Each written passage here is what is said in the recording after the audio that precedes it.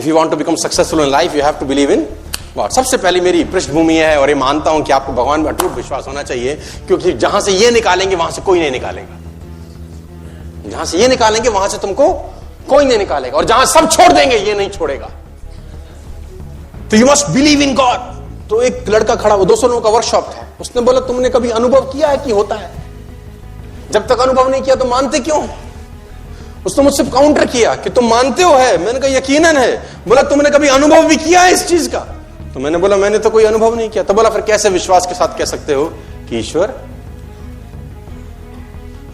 फंस गया मैं भी। मरता क्या ना करता पलट के जवाब दिया।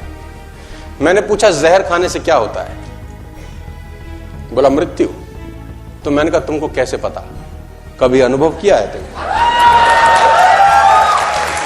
How do you know? जहर खाने से तुमने कभी अनुभव किया? मैंने बोला नहीं हमने तो अनुभव नहीं किया। मैंने कहा पता कैसे है? बोला जिसने खाई उसकी मृत्यु हो गई, डॉक्टर्स कहते हैं, इसलिए उनकी बात मानते हैं।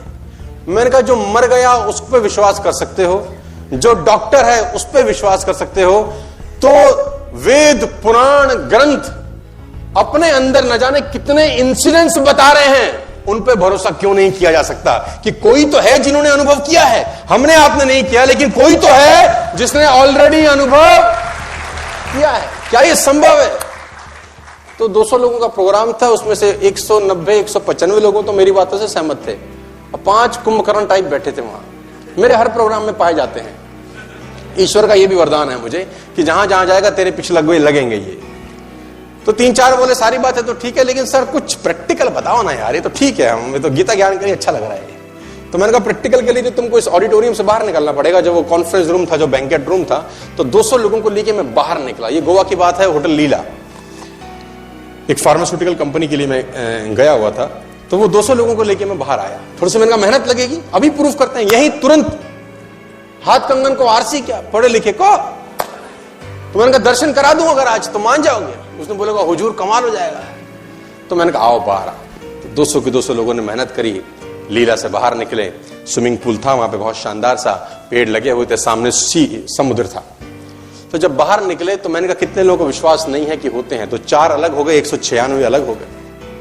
तो मैंने बोला तुम 4 की गरारी अटकी हुई है अभी? बोला हाँ। मैंने कहा पेटी बंद है तुम्हारी? बोला हाँ।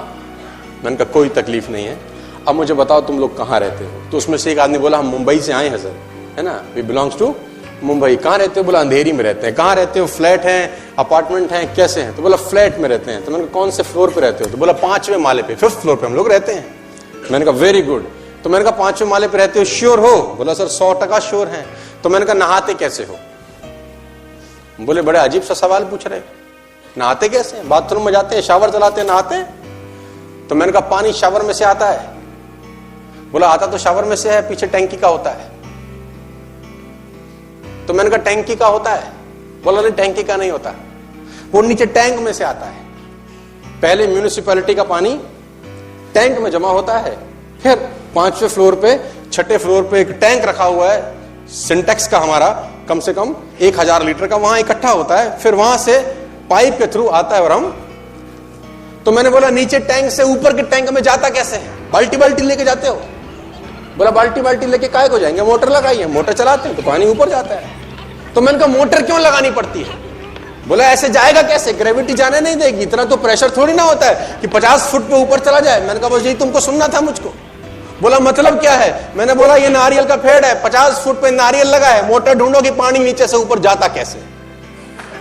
50 फुट पे वो नारियल लगा है, अब तुमको मोटर ढूंढनी है कि पानी नीचे से, कौन किसका बाप बैठा है नीचे जो पानी को नीचे से ऊपर ले जाता है और 50 फुट पे नारियल के अंदर जाके टपका देता है। ढूंढ के लाओ रे, चलो चारों जाओ। वो बोला बात तो ठीक कह रहा है लड़का है, ग्रेविटी मैंने कहा कुछ नहीं बिगाड़ती। तो 4 में से 2 की विकेट गिर गई। 2 की पेटी बड़ी थी, ताला बड़ा था, समय ज्यादा लगा। 2 ने बोला बात तो जम गई, लेकिन कुछ और समझाओ। चलो मैंने बोला मैंने तुमको देखा जब मैं सुबह ब्रेकफास्ट करने गया रेस्टोरेंट के अंदर, तो तुम लोग नहा रहे थे स्विमिंग पूल में। बोला हाँ हाँ सर, हम जरा सुबह सुबह थोड़ा सा नहाते हैं। Very good. मैंने कहा लेकिन मैंने थोड़ी देर पहले देखा तो तुम जिम भी कर रहे थे। बोला हाँ सर, हम पहले जिम किया, आधा घंटा पसीना बहाया खूब दबा के, और अब नहाने घुस गए। मैंने कहा लेकिन जिम करते वक्त मैंने एक चीज तुम्हारी नोट करी। बोला क्या? मैंने कहा बार बार ये ऐसे ऐसे क्या कर रहे थे? बोला ऐसे ऐसे ये कर रहे थे कि स्वेटिंग होती है तो पसीना बाहर निकलता है। मैंने कहा पसीना बाहर कैसे निकलता है? बोला पोर्स हैं, पोर्स, छिद्र, छिद्र में से पानी बाहर जाता है। मैंने कहा छिद्र में से पानी बाहर जाता है? बोले हाँ। मैंने कहा जब नहाते तो अंदर क्यों नहीं जाता? जब नहाते तो अंदर क्यों नहीं जाता? बोला बात तो ठीक कह रहे हो। ऐसा कौन सा शटर लगा है साला, ऐसा कौन सा ढक्कन लगा है जिसको पता चल जाता है कि जिम में गया खुल जा और नहा रहा है तो बंद हो जा? बोला हुजूर बात तो तुम बिल्कुल दावे की कह रहे हो, ऐसा कोई बटन नहीं। अब ये गणित समझना मत, मैंने कहा तुम लोग बस कुछ चीजें समझना बड़ा मुश्किल होता है। आदमी की बुद्धि इतनी विस्तार में नहीं गई कि इन बातों को समझ सके। एक ही मिट्टी होती है, एक ही खाद होती है, एक ही पानी होती है, मिर्ची भी वही उगाती है, गन्ना भी साला वही उगाती है। एक ही मिट्टी, एक ही पानी, एक ही खाद, मिर्ची भी पैदा करते हैं और पड़ोस के खेत में गन्ना भी। अबे गणित क्या है हमको नहीं पता। वही सूरज जो जनवरी और फरवरी में कितना मीठा लगता है, जून जुलाई में फाड़ देता है। क्या गणित है अपने को नहीं पता, और समझने की कोशिश अपन। मैं 12वीं में था तो मेरे पिताजी मुझे मुंबई ले गए। मुंबई में एक टेंपल था, हरे राम हरे कृष्ण, मुझे आज तक मेरे जहन में वो बात अंकित है, 100 बार सुना चुका हूं। तो जब मैं वहां हरे कृष्ण हरे मंदिर में गया तो वहां एक सेंट थे, एक फकीर थे, एक सन्यासी थे जो प्रवचन कर रहे थे। बड़ी जबरदस्त उन्होंने बहुत सारी बातें बोली, एक मेरे दिमाग में चिपक गई। याद है मुझे आज भी, 100-125 लोगों का छोटा सा गैदरिंग था।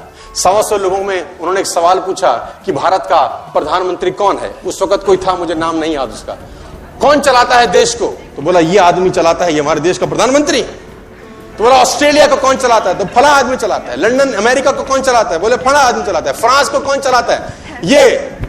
पाकिस्तान को कौन चलाता है? ये। ईरान को कौन चलाता है? ये। अमीरात को कौन चलाता है? ये। पूरी दुनिया में अलग अलग देशों को कौन चलाता है? बोले ये। बोले इस दुनिया को कौन चलाता है? मेरा बाप तो नहीं चलाता, कोई तो होगा जो। मैं आपको बताना चाहूंगा उसके काम में कोई डिफेक्ट नहीं होता। कभी जिंदगी में ऐसा हो नहीं सकता कि लीची के पेड़ पे सेब लग जाए। एरर हो नहीं सकता, एरर की संभावना नहीं है सर। मैं आपको बताना चाहूंगा, और एक बड़ी कमाल की चीज उसने अपने हाथ में रखी हुई है। वो शरीर का विकास तो करता है, बुद्धि का नहीं करता। बड़ा कलाकार है। देखो शरीर का विकास करने के लिए आपको कुछ करना पड़ता है, ऑटोमेटिक होता है ना, लेकिन बुद्धि का विकास करना पड़ता है। अगर बुद्धि का विकास भी भगवान करता होता तो सब बुद्ध होते कि नहीं होते? सब होते कि नहीं होते? लेकिन वहां गणित उसका अजीब है। वो कह रहा है अगर इसको ऊपर तक पहुंचना है तो कुछ मेहनत इससे करवाओ। शरीर में ठीक कर देता हूं इसका, देखो उंगली अपने आप बढ़ेगी, तुमको कुछ नहीं करना। नाक जहां तक बढ़नी है बढ़ेगी, तुमको कुछ नहीं करना। तो कहानी कुछ ऐसी है कि वो कहीं इस ऑडिटोरियम में बैठ के हमको सुन रहे होंगे, कहीं देखो होता है ना, उसकी मर्जी के बिना क्या बोलते हैं आप लोग, पत्ता भी नहीं हिलता है ना। तो वो एक ऑटोमोबाइल के अंदर भी कहानी बड़ी सिंपल थी कि मैंने उनसे पूछा, जो 200 लोग थे, क्योंकि सबका विकेट करीब करीब गिर चुका था, लेकिन फिर भी एक अटका हुआ था जिसकी शरीर निकल गया था, पूंछ रह गई थी। तो मैंने बोला भाई तुझको क्या तकलीफ है? सब ठीक है, अभी पूंछ अटक रही है, पूंछ का एक बाल अटक रहा है। मैंने बोला गाड़ी कौन सी है तुम पे? तो बोला होंडा। मैंने कहा वेरी गुड, कब लिया? तो बोला 2016 में। मैंने कहा वेरी गुड, अब 2019 में लेना, क्या होगा? ले आओ, नया मॉडल आएगा। आएगा कि नहीं आएगा? अच्छा 2020 में होंडा का नया मॉडल आएगा कि नहीं आएगा? 21 में आएगा कि नहीं आएगा? 22 में आएगा कि नहीं आएगा? क्यों आएगा जानते हैं? क्योंकि पिछले साल में जो कमियां रह गई होंगी उसको ठीक किया जाता है। हेलो, यानी इनको कमीनों को नहीं पता था कि 18 में क्या दिक्कत थी, इनको अचानक 19 में याद आता है। 17 में जब बना रहे थे इनको पता नहीं था कि 18 में क्या चाहिए होगा। यानी हर साल अपने आप को अपडेट करते हैं कि नहीं करते? लेकिन इसकी कहानी बड़ी कमाल है।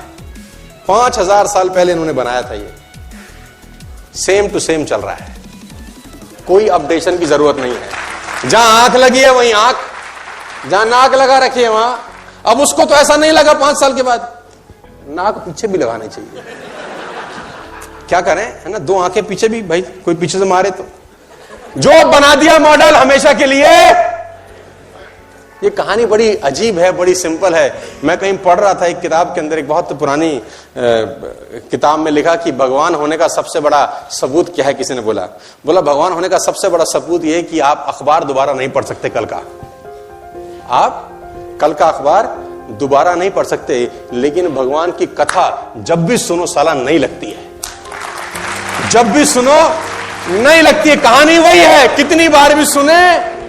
ये ठीक ऐसे ही है कि गंगा में जबकि डुबकी मारी जाती है तो दूसरी डुबकी में पानी वो वाला नहीं होता।